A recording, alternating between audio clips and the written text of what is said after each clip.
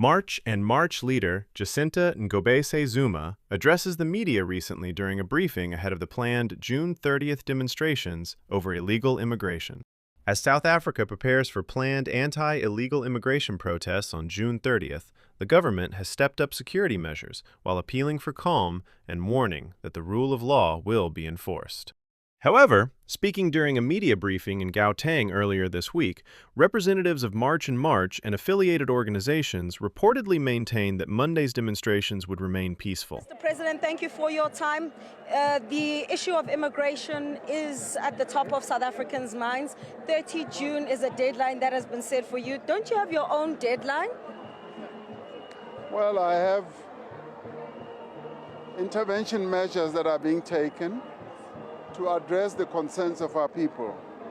And as I announced the other day when I addressed the nation, I outlined a number of interventions that we are taking.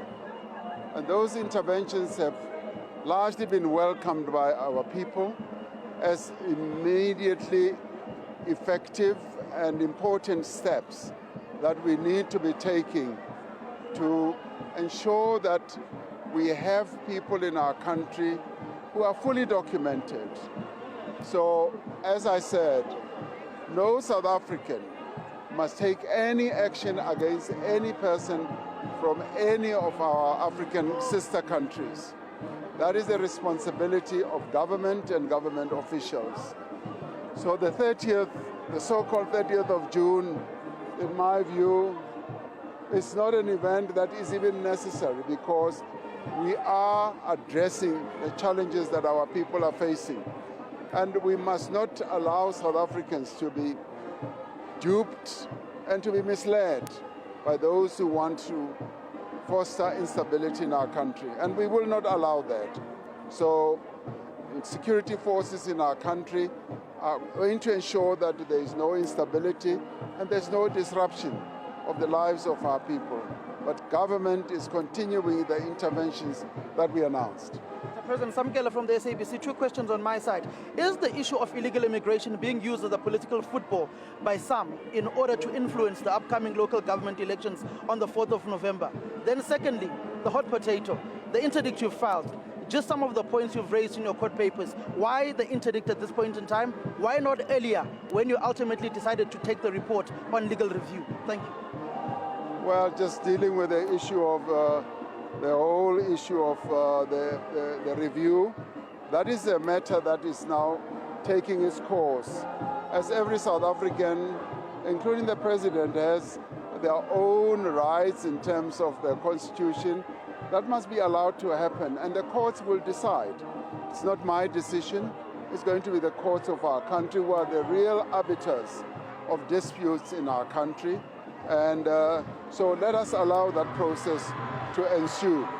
Now, with regard to a number of those who are making a lot of noise about these marches that are taking place, there does seem to be an intention to destabilize the country. And clear message is that we are not going to allow that. We are not going to allow the grievances and the concerns of our people to be misused and to be abused by those who have nefarious intentions.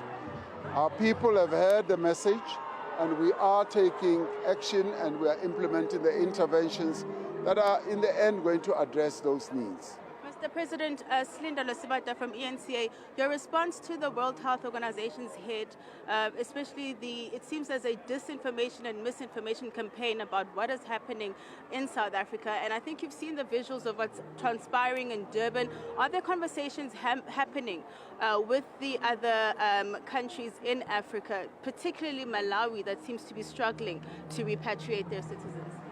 Yes, there's a lot of disinformation. A lot of disinformation that is aimed at tarnishing the image of South Africa.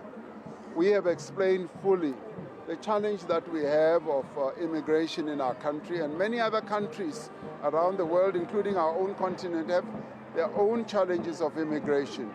The one thing that South Africans are not is xenophobic. South Africans are not xenophobic, and we are addressing their concerns. And I spoke to the president of Malawi just a few days ago.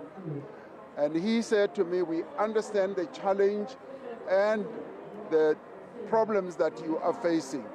And we are with you, and we are there to support you. And we will work with your government to enable those who want to leave and those who may be undocumented to leave peacefully. And that is a commitment I gave him. And I had a very good exchange with President Mutharika on the telephone. And we have also said that we are going to have time to meet. Now, my envoys are going to be leaving to various countries on the continent to deal specifically with the disinformation, with the position that government has taken on this issue. So we are addressing these issues, both the concerns of those who are outside our country and those who are inside our country. Thank you very much. Thanks, Thank you. Thank you so I have to run. No, you can't run just yet. Why did it have to take March and other groupings for you to actually start these interventions? I would argue you've lost the room, Mr. President. No, we have actually been doing a lot of work, changing our immigration laws and also empowering our immigration officials to address these specific issues. And of course, the challenge of immigration that we're facing is in the end an economic one, because those who come to our country are in the main economic migrants or refugees. So therefore, we want the whole region and the continent to address this issue together with us so that we address the root cause of why people would leave their own country and come to what they see as an economic oasis. And so as we address these problems, we are making advances, and now we are getting more and more stronger as we address these problems. See you on the 30th? Where will you be on the 30th of June? Will you be in the country? I haven't checked my diary. Yes, I will be here, home. All right. Okay. Okay, Mr. President.